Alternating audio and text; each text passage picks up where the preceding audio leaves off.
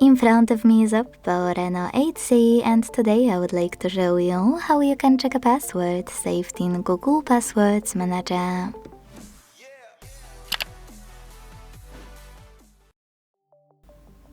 Begin by opening Devices Settings and scrolling all the way down right away. Then select Google. Now here's a tricky part.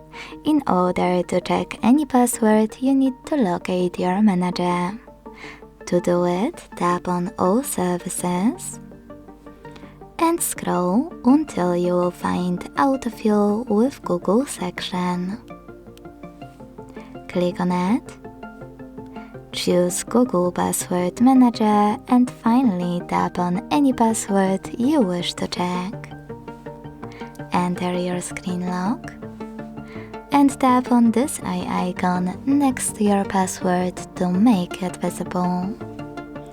Thanks so much for watching. If you enjoyed this video, leave a like, comment and subscribe.